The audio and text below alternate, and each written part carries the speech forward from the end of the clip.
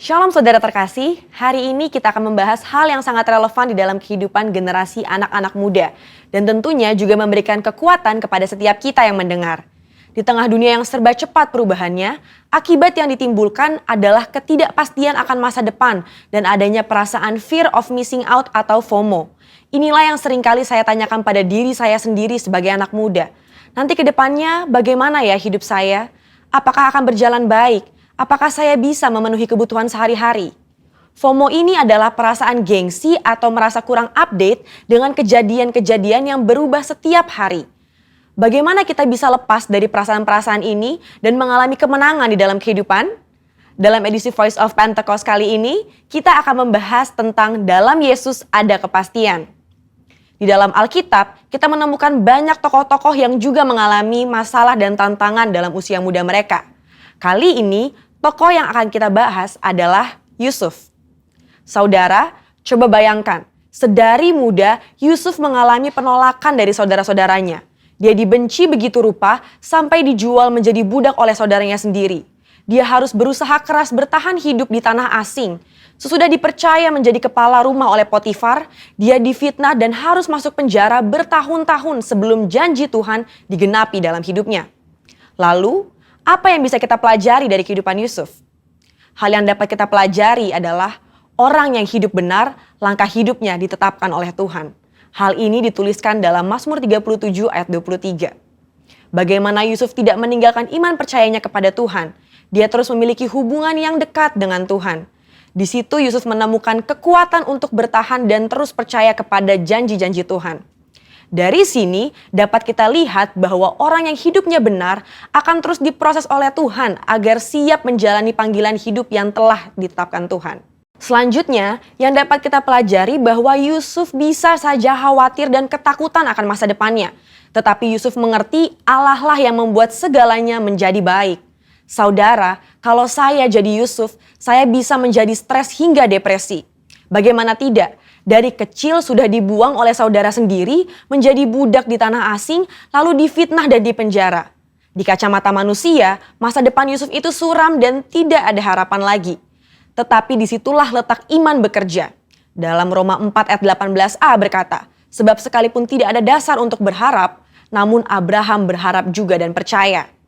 Hari ini, di tengah masalah dan tantangan yang ada, kita perlu memiliki hubungan yang erat dengan Tuhan dan terus percaya kepadanya bahwa manusia bisa mereka-rekakan yang jahat, tetapi Tuhan sanggup mengubah menjadi kebaikan bagi kita semua.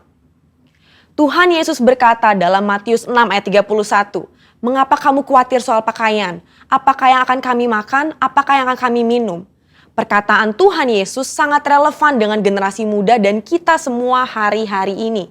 Bukankah ini yang dikhawatirkan oleh anak-anak muda sekarang? Bisa tidak ya saya mendapat pekerjaan? Bisa tidak ya saya mencukupi kebutuhan sehari-hari saya? Justru seharusnya generasi muda yang hidupnya di dalam Tuhan memiliki optimisme dan kepercayaan penuh kepada Tuhan bahwa Dia sanggup memelihara kita bahkan di tengah kondisi kekeringan sekalipun. Matius 6 ayat 33 dengan jelas berkata, "Carilah dahulu kerajaan Allah dan kebenarannya, maka semuanya itu akan ditambahkan kepadamu." Tapi apa ya maksudnya? Maksudnya adalah kita harus berusaha dengan sungguh-sungguh agar kuasa dan hadirat Allah termanifestasikan dalam hidup kita. Melalui Roh Kudus, kita berusaha untuk mentaati perintah Kristus. Hidup benar, tidak hidup dalam dosa, bekerja dengan cara yang benar, maka berkat Tuhan akan tercurah untuk mencukupi kehidupan saudara dan saya. FOMO terjadi karena adanya rasa tidak puas dan tidak pernah merasa cukup akan apa yang dimiliki seseorang dan fokus kepada pencarian duniawi semata. Tertulis dalam Kolose 3 ayat 2 bahwa pikirkanlah perkara yang di atas bukan yang di bumi. Sembari kita bekerja, bersekolah, dan berusaha di dunia ini, Alkitab juga mengajarkan untuk mulai membangun kehidupan kekal kita dari sekarang. Tuhan sendiri mengajarkan secara langsung kepada murid-muridnya dalam doa Bapa kami. Berikanlah kami pada hari ini makanan kami yang secukupnya. Dari sini kita tahu bahwa yang Tuhan kehendaki adalah hidup dengan ucapan syukur dan secukupnya. Selain itu, Paulus juga memberikan nasihat kepada Timotius tentang ibadah yang disertai dengan rasa cukup akan memberikan keuntungan yang besar. Jadi, kesimpulannya adalah setiap generasi akan memiliki masalah dan tantangannya sendiri-sendiri. Tetapi janji firman Tuhan adalah ya dan amin bagi semua orang yang percaya. Sekalipun janji Tuhan tampaknya belum digenapi, kita belajar untuk terus berharap hanya kepada Tuhan Yesus sesuai dengan firman-Nya. Di dalam Tuhan Yesus ada kepastian mengenai masa depan kita di tengah dunia yang serba tidak pasti. Bagian kita adalah berpegang terus pada firman yang Tuhan perintahkan. Saudara, untuk penjelasan lengkapnya dari tim teologi kami, silahkan klik link yang ada di atas atau scan QR Code yang tersedia. Salam integritas, Tuhan Yesus memberkati.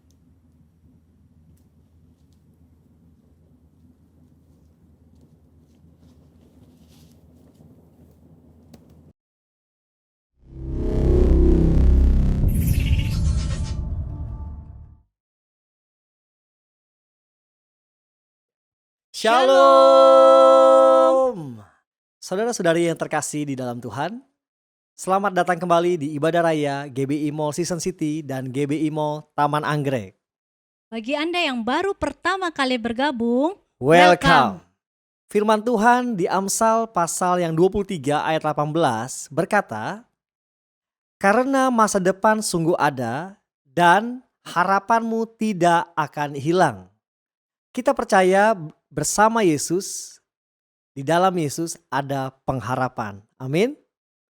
mari pastikan kita semua ada di dalam hadirat Tuhan melalui ibadah hari ini hingga selesai. Dan jangan lupa terus berdoa, menjaga kesehatan, dan menerapkan 6M, yaitu Memakai masker, mencuci tangan dengan sabun, menjaga jarak, menghindari kerumunan, mengurangi mobilitas, dan melakukan vaksinasi. untuk informasi mengenai kegiatan sepekan, marilah kita akan lihat tayangan berikut ini.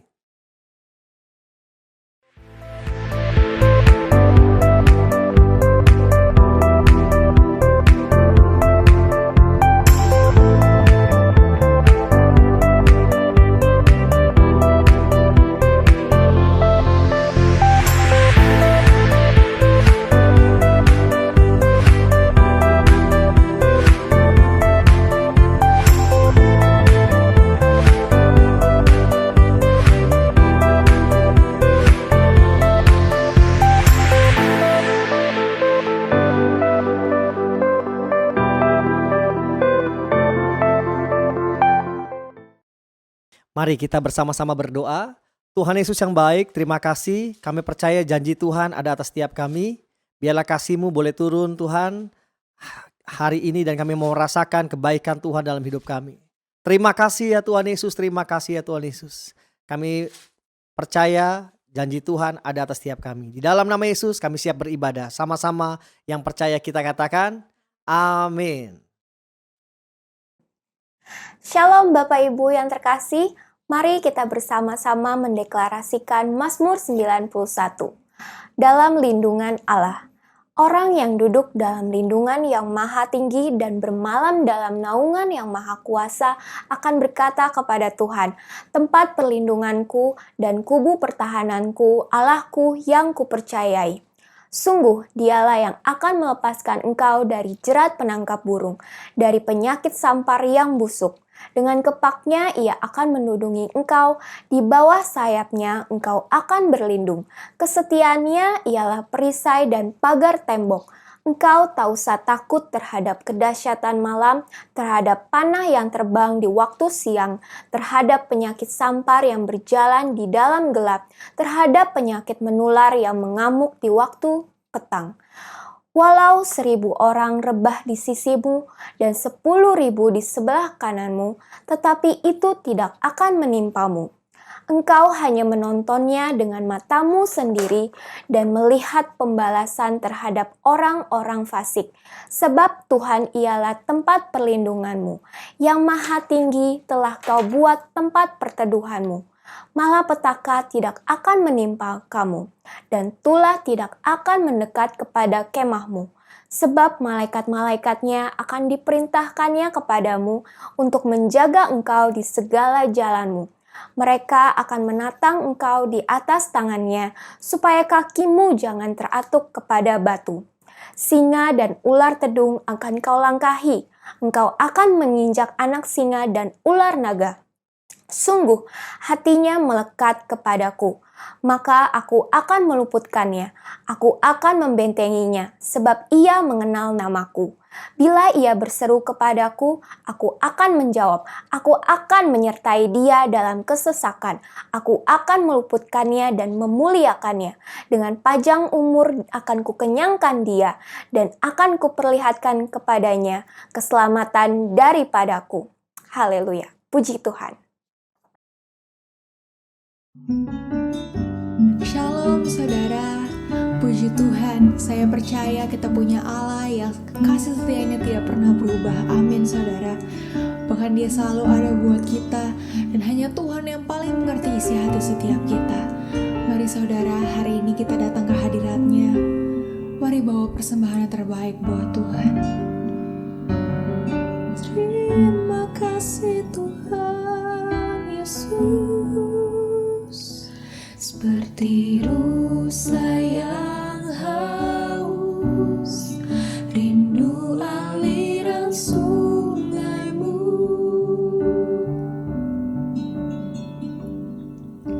Hatiku tak tahan menunggu-Mu.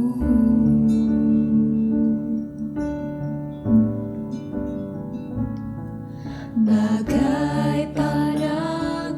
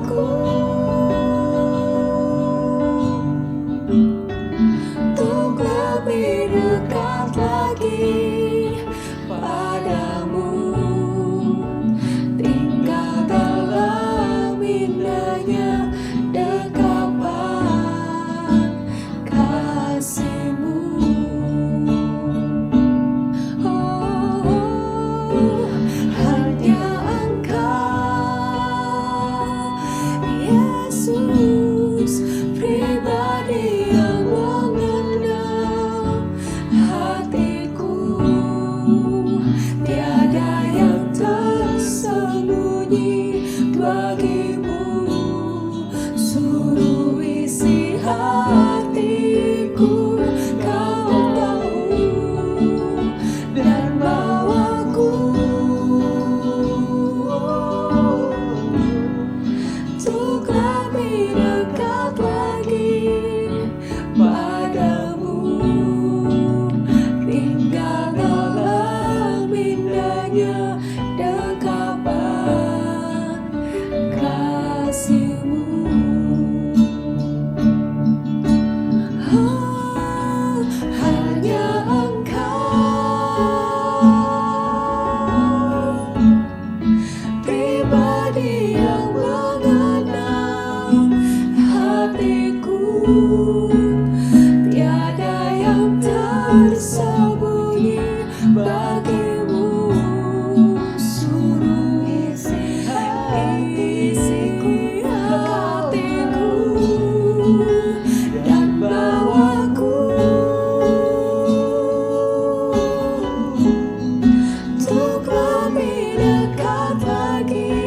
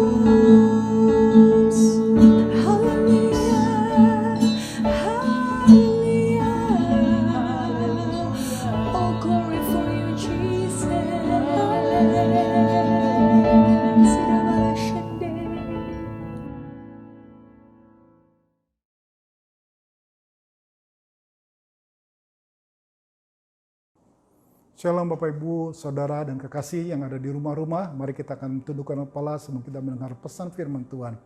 Bapa di surga, terima kasih. Pada saat ini Tuhan, kami bersama-sama mendengar pesan firman Tuhan. Bila Tuhan, pesan ini menjadi kekuatan buat kami untuk berjalan di dalam kehidupan kami. Urapi setiap hamba-hambamu Tuhan yang di rumah-rumah dan hamba-Mu sendiri yang berbicara dalam nama Yesus. Haleluya. Amin. Shalom Bapak Ibu Saudara kasih dalam Yesus, shalom. Sungguh berbahagia pada saat ini kita kembali bersama-sama beribadah pada hari Minggu dalam bulan Agustus ini.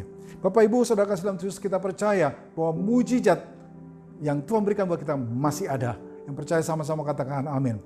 Hari ini saya ingin mengajak Bapak Ibu untuk bersama-sama merenungkan firman Tuhan yang berbicara tentang mujizat masih ada. Mujizat adalah karya adikodrati dari Tuhan yang dinyatakan dalam kehidupan orang percaya. Mujizat sangat identik dengan berkat, kesembuhan, dan pemulihan.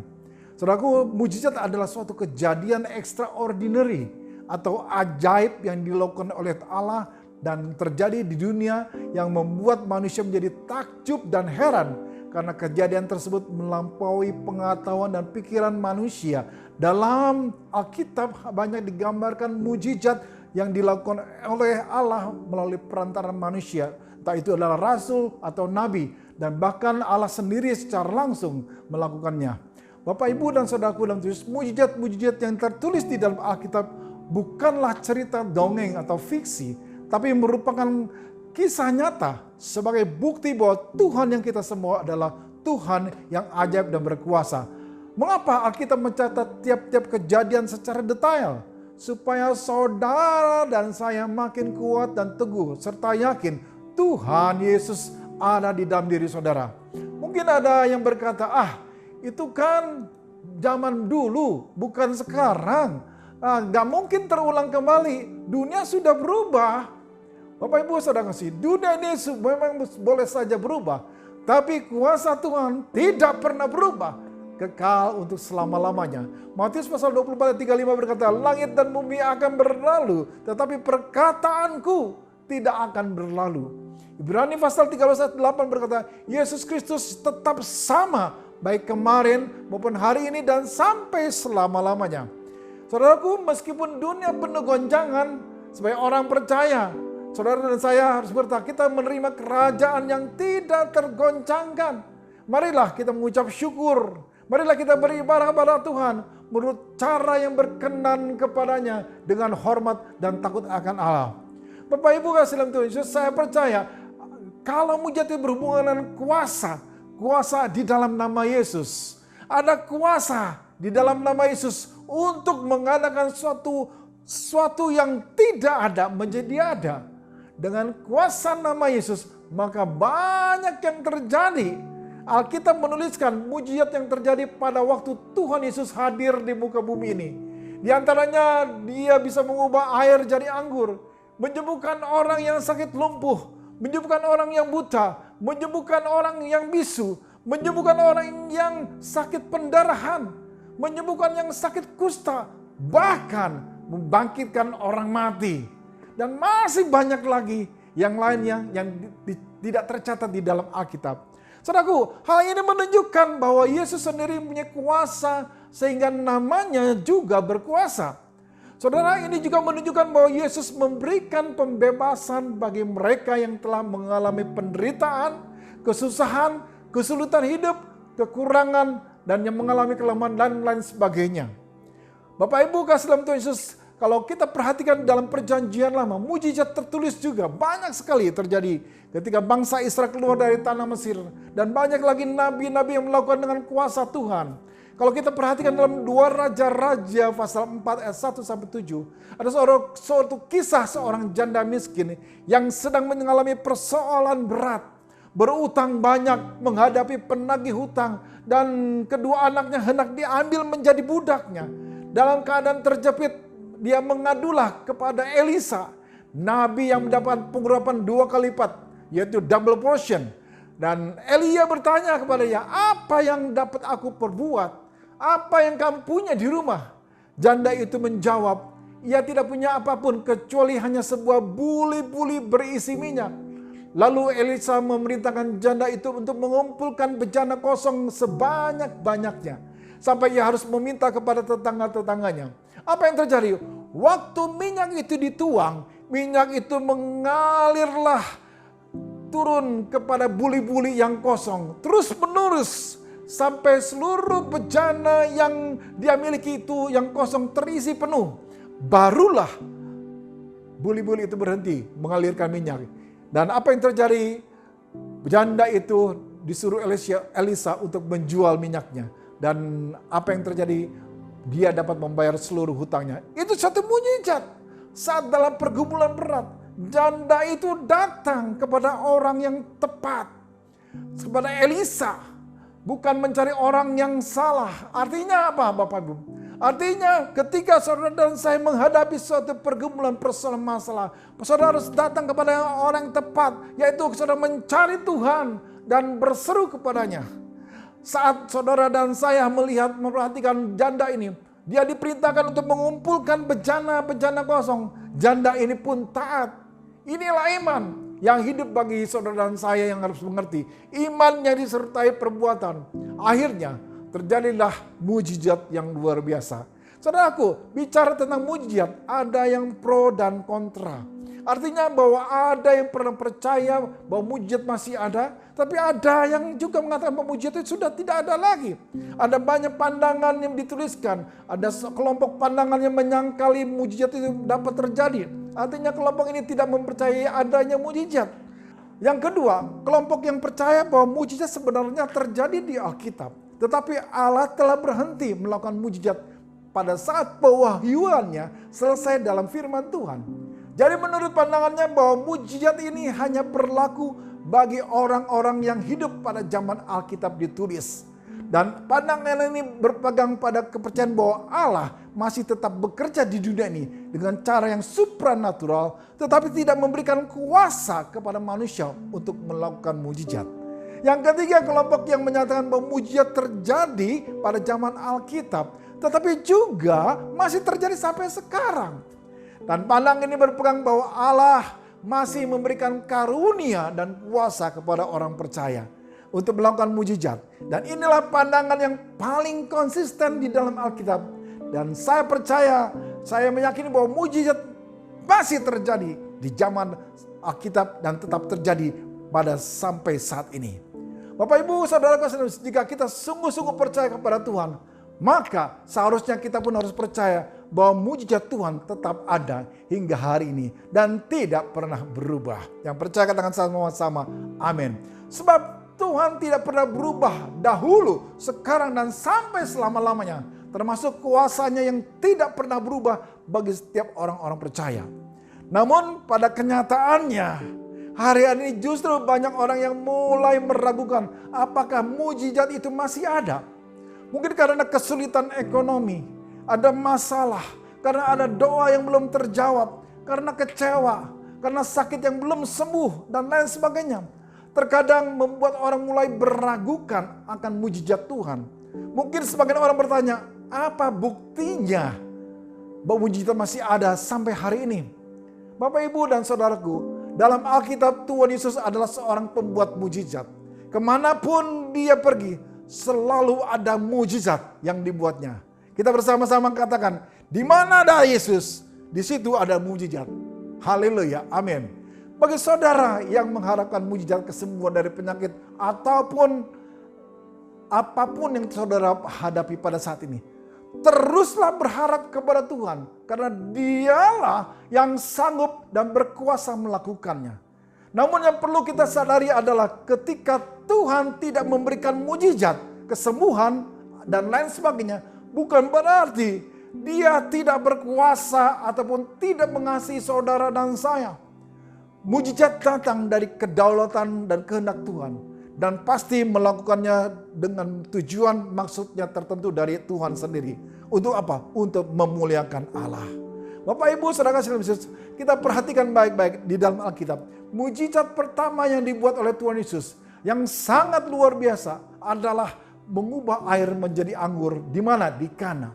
Alkitab mengatakan dalam Yohanes pasal kedua ayat 1-11. Dikatakan bahwa Yesus mengadakan mujizat pertamanya, yakni mengubah air menjadi anggur. Perubahan air menjadi anggur adalah suatu kejadian yang sangat luar biasa dan bahkan tidak dapat dipikirkan atau dikerjakan manusia. Bagaimana bisa air berubah menjadi anggur? Dan itulah yang terjadi, tindakan yang dapat dilakukan oleh siapa? Oleh Tuhan saja buat kita semua. Kalau Bapak Ibu membaca dalam Yohanes pasal kedua ayat 1:11, di sana dikatakan ada suatu kisah di mana saat itu pada hari ketiga ada perkawinan di Kana yang di Galilea, dan pada waktu Ibu Yesus ada di situ. Yesus dan murid-muridnya pun diundang juga dalam perkawinan itu. Nah, Bapak Ibu, apa yang terjadi?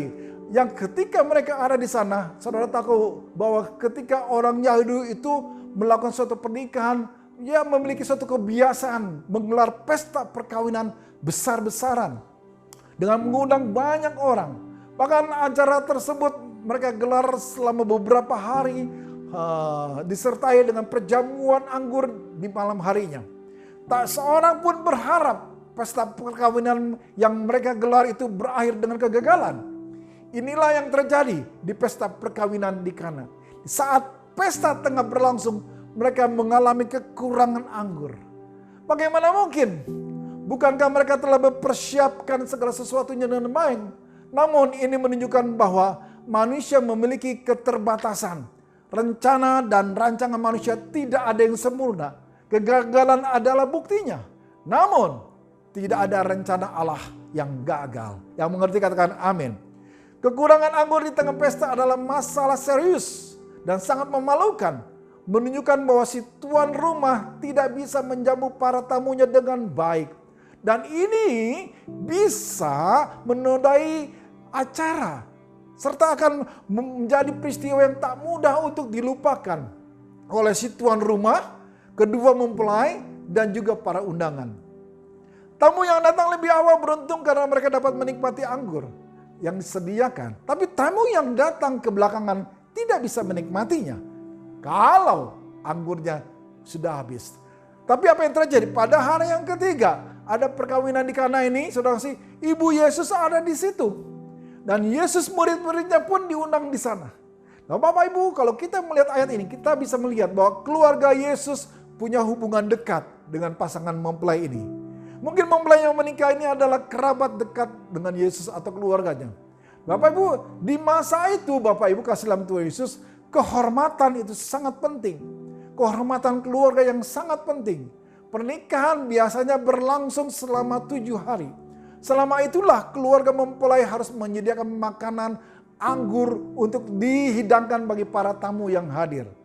Nah, Bapak Ibu, kebetulan persediaan anggur di pesta nikah kali ini sudah sangat menipis. Sementara masih banyak tamu yang hadir. Kalau saja para tamu tak sebagian anggur saat itu, bisa jadi nama baik keluarga mempelai yang akan tercoreng. Bapak Ibu, ketika mereka kekurangan anggur di dalam pasal kedua ayat ketiga, Bapak Ibu, dikatakan Ibu Yesus berkata kepadanya, mereka kehabisan anggur. Kata Yesus kepadanya, mau apakah engkau daripadaku Ibu? Saatku belum tiba. Tetapi Ibu Yesus berkata kepada pelayan-pelayannya, apa yang dikatakan padamu, buatlah itu. Bagaimana? Proses namanya perubahan air menjadi anggur. Bagaimana mujizat ini bisa terjadi? Yang pertama Bapak harus ingat, kita harus menghadirkan Tuhan Yesus. Kalau saudara dan saya ingin mengalami mujizat, hal pertama yang harus kita lakukan adalah menghadirkan Yesus dalam hidupmu. Yesus hadir di perkawinan di Kana. Oleh sebab itu, saudara kasih, ia bisa membuat mujizat di sana. Seandainya Yesus tidak hadir, maka mujizat tidak akan terjadi di sana. Bapak Ibu saudara kasih dalam Yesus, kalau saudara dan saya ingin mengalami namanya mujizat dari Tuhan yang masih ada terjadi, kita harus menghadirkan Yesus dalam semua segi kehidupan kita agar mujizat bisa terjadi. Kalau saudara memiliki suatu usaha, pekerjaan, saudara hadirkan Yesus untuk ikut memimpin usaha pekerjaan saudara. Kalau saudara ingin membangun rumah tangga agar rumah tangga saudara harmonis, penuh dengan sukacita, damai sejahtera, hadirkan Yesus menjadi orang yang ketiga dalam keluarga saudara.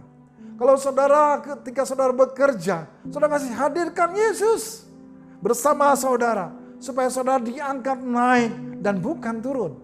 Tetapi kalau saudara pun namanya melakukan sesuatu perbuatan yang berdosa, hadirkan Yesus untuk membersihkan setiap dosa saudara. Yang percaya sama-sama katakan amin.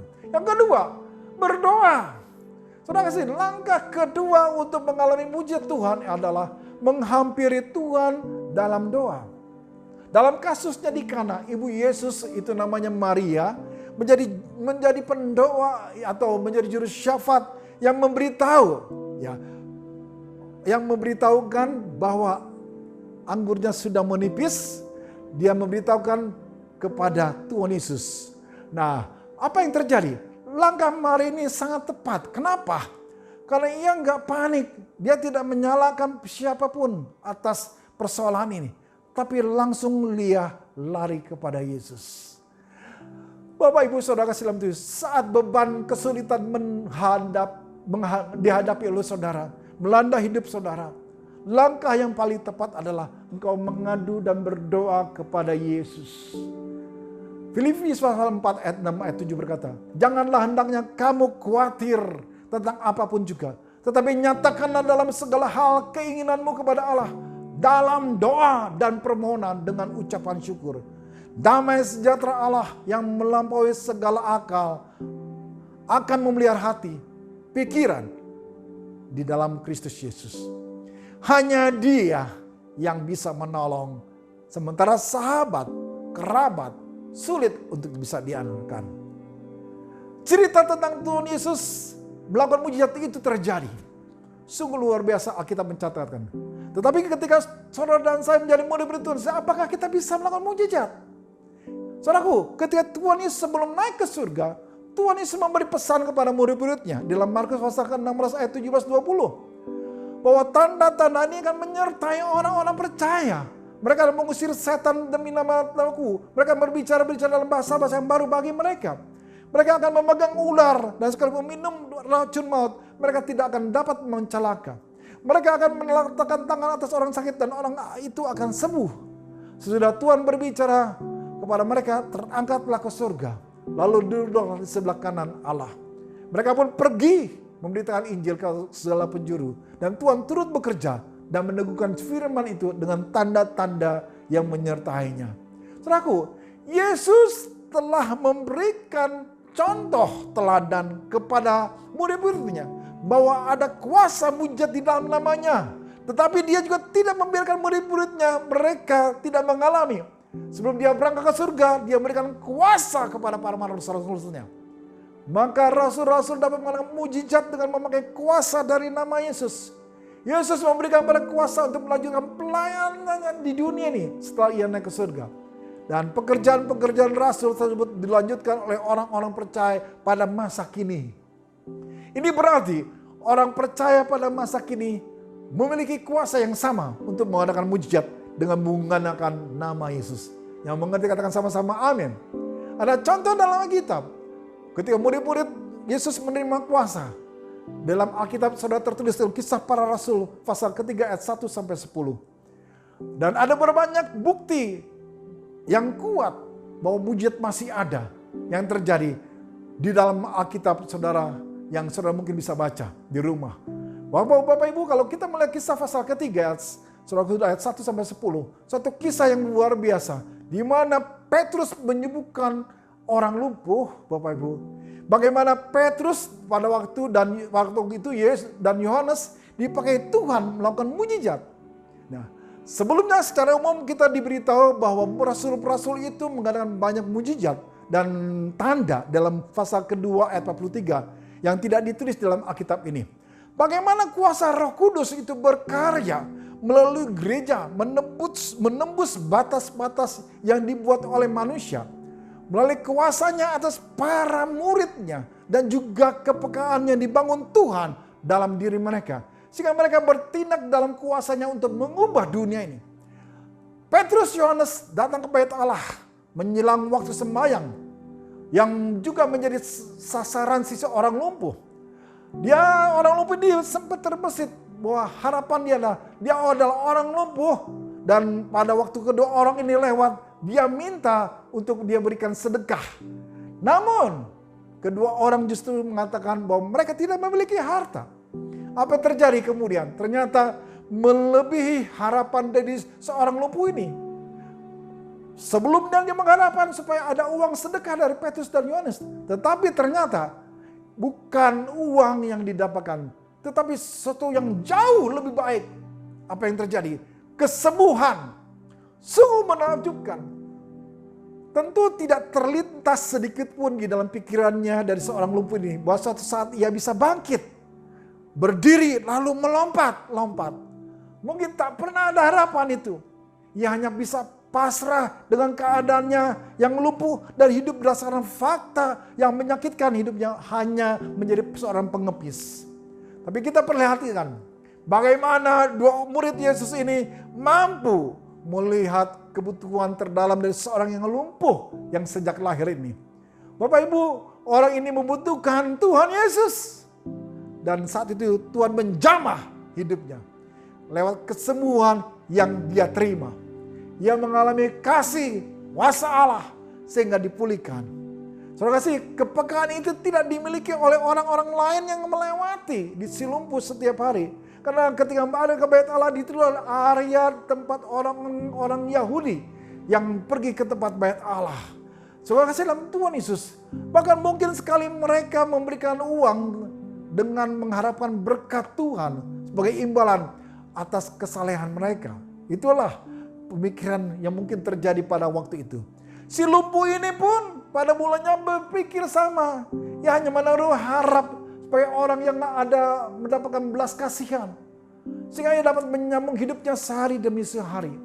Tetapi tindakan Petrus dan Yohanes membuka mata orang banyak bahwa Allah berkuasa mendatangkan mujizat. Percaya katakan amin. Amin. Jadi adanya masalah yang beragam yang ada di dalam hidup saudara dan saya, yang ada di dalam setiap saudara dan saya hari ini, bahwa saudara kasih dalam Tuhan Yesus menegaskan bahwa mujizat Tuhan masih ada. Kenapa? Karena masalah itulah yang menjadi syarat utama terjadinya mujizat. Oleh karena itu, bila saudara hari ini kita mengalami masalah sampai hari ini, khususnya dalam masalah-masalah yang terjadi dengan pandemi COVID-19, Bapak Ibu, dengan masalah-masalah kehidupan perekonomian yang sedang lesu, masalah-masalah yang sedang melanda bangsa Indonesia, Bapak Ibu, ini menegaskan bahwa mujizat Tuhan Yesus masih terjadi. Yang percaya katakan sama-sama amin. Tuhan Yesus dan kuasanya masih diberitakan sampai hari ini. Kisah pasal Rasul pasal ketiga ayat 37. Sekali lagi ingat, itu yang dikatakan dalam Alkitab saudara dan saya. Kuasanya diberitakan kepada saudara-saudara. Jangan mengandalkan manusia. Manusia yang pasti masih terbatas. Mengandalkan harta kekayaan. Secara finansialmu engkau cukup, engkau kaya. Pasti tidak akan memadai. Tapi andalkan Tuhan Yesus. Mujizat pasti terjadi. Saudara kasih, ketika saudara dan saya mengerti bahwa mujizat masih ada, bahwa kuasa dan mujizat Allah itu selalu akan berdampak bagi orang lain. Sampai hari ini masih ada orang yang mengalami mujizat Tuhan. Mereka tetap bersaksi sehingga memberkati dan menguatkan banyak orang. Sebab itu sebagai orang percaya dan orang beriman kepada Tuhan Yesus Kristus, kita harus percaya mujizat masih ada. Yang mengerti katakan sama-sama amin. Tuhan Yesus adalah seorang pembuat mujizat. Ia mau melakukan mujizat demi kepentingan anak-anaknya. Dan setiap orang yang percaya serta mentaati perintahnya akan mengalami banyak mujizat dalam hidupnya. Apapun yang kita alami hari ini, percayalah bahwa Yesus adalah pemberi mujizat dan pembuat mujizat.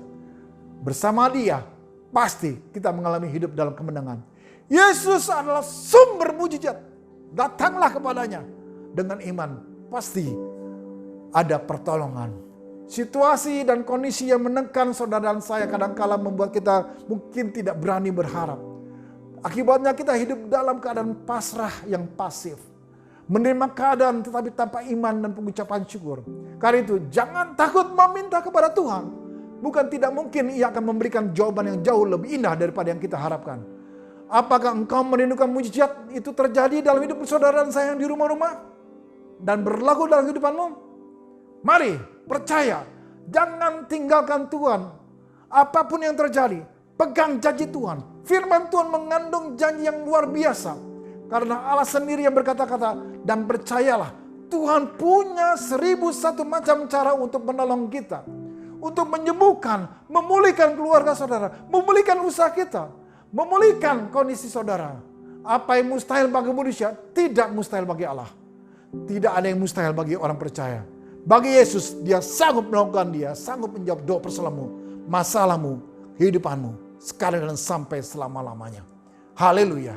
Amin. Mari kita tundukkan kepala dalam doa. Bersama-sama pada saat ini kita berdoa kepada Tuhan. Bapak, Ibu, dan Saudara yang kau punya masalah, punya persoalan, membutuhkan mujizat dari Tuhan. Mari angkat tanganmu, taruh tangan kirimu di dadamu. Kita bersama dalam doa. Bapa di surga, pada saat ini Engkau melihat setiap umatmu yang mengangkat tangan di hadapanmu Tuhan Yesus. Kami tahu Tuhan, kami punya persoalan, kami punya masalah. Kami punya berbagai pergumulan. Namun kami percaya mujizat masih ada. Yaitu di dalam nama Tuhan Yesus. Kuasa nama yang ajaib dan luar biasa. Kami percaya masalah yang terjadi, Tuhan punya rencana, punya berbagai macam 1001 macam cara untuk menyelesaikannya. Kami berdoa Bapa, Tuhan Engkau memberikan jalan keluar atas kami. Bagi setiap orang yang punya persoalan masalah, Tuhan Engkau buat jalan keluar. Kalau mereka dalam putus asa, kecewa, putus pengharapan, Engkau juga yang akan menghibur, menguatkan mereka. Bahkan Tuhan Yesus, kalau ada yang sakit, rapasata karya mana, dalam nama Yesus sembuh. Dalam nama Yesus sembuh. Kami percaya kesembuhan terjadi. Kuasa Tuhan dinyatakan atas setiap umat Tuhan yang ada di rumah-rumah. Dalam nama Yesus Tuhan. Terima kasih Bapak. Firman-Mu telah selesai disampaikan. Biarlah tetap firman itu berbicara kepada setiap umat-Mu di rumah-rumah. Dan mengaminkannya dalam nama Yesus. Terima kasih. Dalam satu nama kami berdoa. Haleluya. Amin. Mari Bapak Ibu Saudara kasih dalam Yesus, kita bersama-sama kita akan masuk dalam perjamuan kudus. Bapak Ibu dan Saudara kasih dalam Tuhan Yesus, pada saat ini kita akan masuk dalam perjamuan kudus. Perjamuan kudus ini adalah perjamuan Tuhan Yesus sendiri. Setiap kali kita masuk dalam perjamuan kudus, pesan Tuhan kepada kita semua. Dan ia berkata, biarlah ini menjadi peringatan akan aku. Saudara dan saya diminta untuk mengingat akan kebaikan Tuhan Yesus, kesetiaannya, pengorbanannya, supaya saudara lebih mengasihi Tuhan dan lebih mengasihi satu dengan lain. Mari saudaraku, saya ajak saudara untuk berdoa. Ya Tuhan, siapakah kami ini? Sebelum kami mengenal Engkau, kami semua adalah orang berdosa, upah dosa maut mati.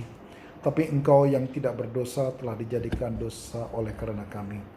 Engkau harus turun dari surga mulia menjelma jadi manusia, bahkan mati diganti kami dengan penderitaan yang luar biasa. Sungguh Tuhan, kalau kami pikirkan betapa baiknya Engkau Tuhan. Engkau pilih kami jadi anak-anak-Mu, menuntun kami, memberkati kami, membela kami, bahkan melindungi kami. Terima kasih Tuhan Yesus atas semua kebaikan Tuhan yang kami terima. Terima kasih Bapa. Tuhan mau memberkati saudara melalui perjamuan kudus, tetapi Tuhan mau saudara makan dan minum dengan cara yang benar. Masing-masing sekarang berdoa, lihat keadaan saudara, uji keadaan saudara, introspeksi, jangan simpan dosa, dan akui di hadapan Tuhan supaya saudara diberkati Tuhan. Bersama-sama kita berdoa di hadapan Tuhan. Ya Tuhan, lihatlah kami anak-anak-Mu Tuhan Yesus yang sedang berdoa. Ampunilah kami Tuhan. Kami sering salah dalam banyak hal. Tuhan ampuni kami Bapa. Terima kasih Tuhan, berkati kami semua yang ada di rumah-rumah. Kami akan masuk dalam perjamuan kudus dengan hati yang penuh ucapan syukur. Dalam nama Yesus. Haleluya. Amin. Perjamuan kudus ini diperuntukkan bagi setiap orang yang percaya, anak di bawah usia 12 tahun jangan makan dan minum perjamuan kudus ini. Bersama-sama Bapak Ibu kita angkat roti kita tinggi-tinggi. Sebab apa yang telah aku teruskan kepadamu telah aku terima dari Tuhan, yaitu bahwa Tuhan Yesus pada malam waktu ia diserahkan mengambil roti. Dan sudah itu ia ucap syukur atasnya, ia memecah-mecahkannya dan berkata, inilah tubuhku yang diserahkan bagi kamu, perbuatlah ini menjadi peringatan akan aku. Saudaraku yang dikasih Tuhan, bukankah roti yang kita pecah-pecahkan ini adalah persekutuan kita dengan tubuh Kristus? Amin. Mari kita makan dalam nama Tuhan Yesus.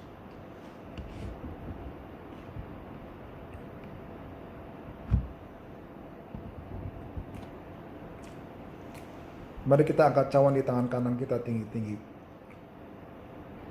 Demikianlah juga ia mengambil cawan sudah makan lalu berkata, cawan ini adalah perjanjian baru yang dimeteraikan oleh darahku. Perbuatlah setiap kali kamu minumnya menjadi peringatan akan aku. Saudaraku yang dikasih Tuhan, bukankah cawan pun ucapan syukur yang atasnya kita ucapan syukur pada persekutuan darah Kristus? Amin. Mari kita minum dalam nama Tuhan Yesus.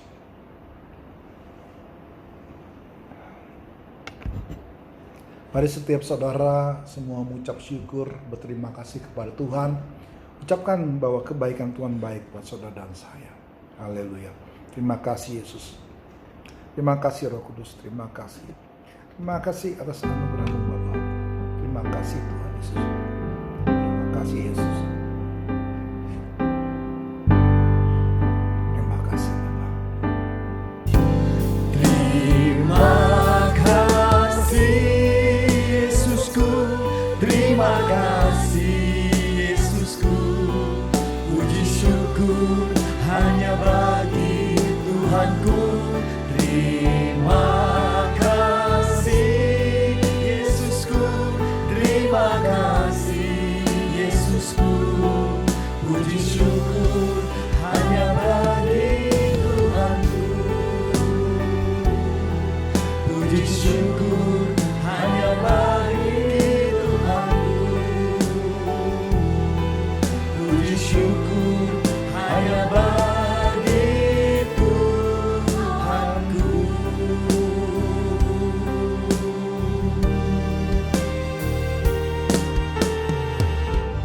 Terima kasih Bapa di surga atas semua anugerah dan kebaikan Tuhan. Kami berterima kasih dan mengucap syukur bahwa kami boleh ada sebagaimana kami ada hari ini adalah anugerah Tuhan. Kami berterima kasih atas semua kebaikan Tuhan yang luar biasa melalui perjamuan kudus, yaitu memperingati seluruh kebaikan Tuhan yang kami terima. Biarlah semakin kami setia dan sungguh-sungguh melakukan apa yang menjadi kehendak Tuhan pada zaman ini Bapak.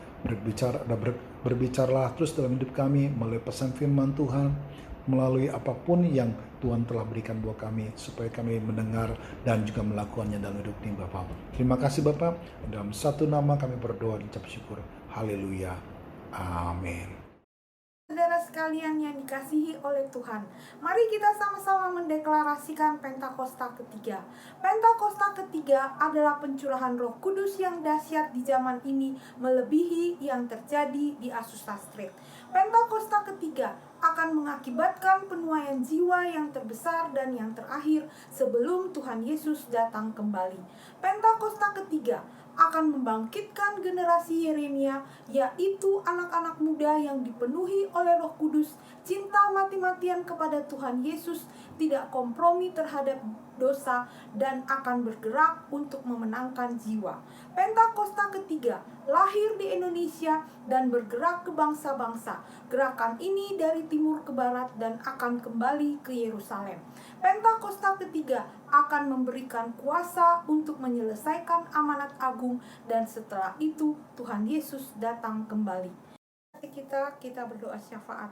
Tuhan, terima kasih Tuhan buat siang hari ini Tuhan, lewat kebenaran firman Tuhan yang telah kami dengar Tuhan, lewat hamba-Mu Tuhan, Bapak Pendeta Ferry Rojana Tuhan.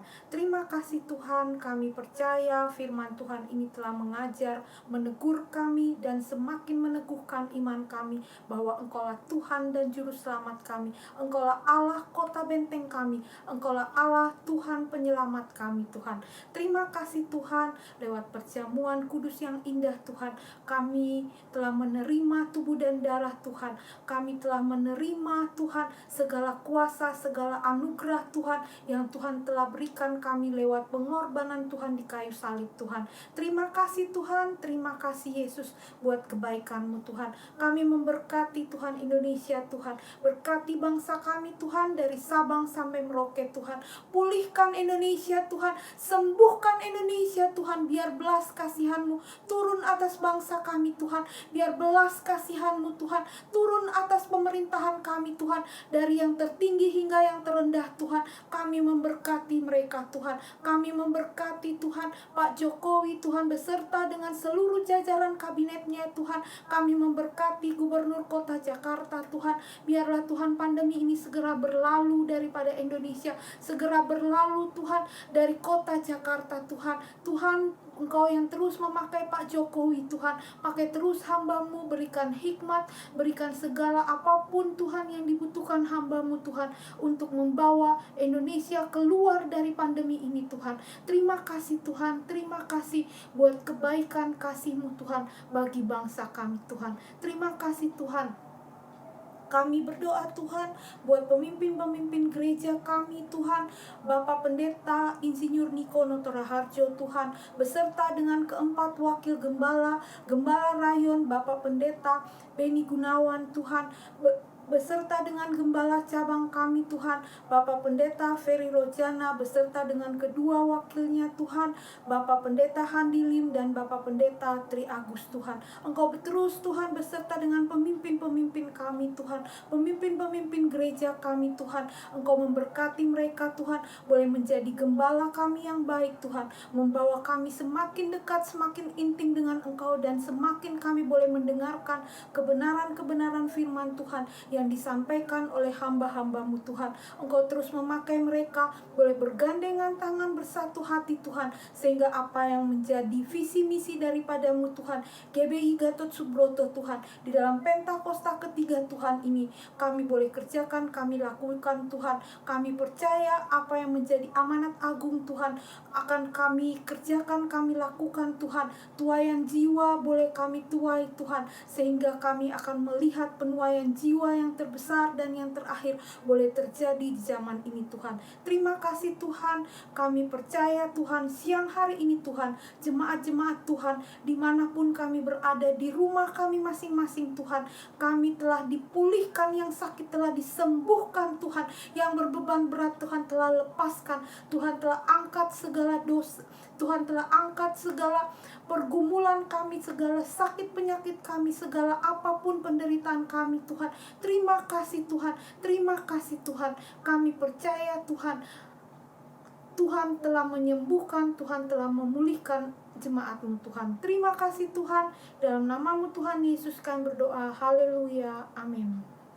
Kekasih-kekasih Yesus, arahkan hati dan pikiran saudara, angkat kedua belah tangan kita bersama-sama, kita terima berkat dari Bapa di surga. Bapak, Ibu, dan saudaraku, terimalah berkat. Berkat yang datang dari Allah Bapa di surga, di dalam anak yang tunggal Yesus Kristus. Persekutuan, penghiburan, pertolongan, pembelaan, bahkan kuasa dari Roh Kudus menyertai kita semua dari hari ini sampai kedatangan Yesus kedua kali, dan bahkan sampai selama-lamanya. Yang percaya diberkati Tuhan bersama-sama kita katakan amin.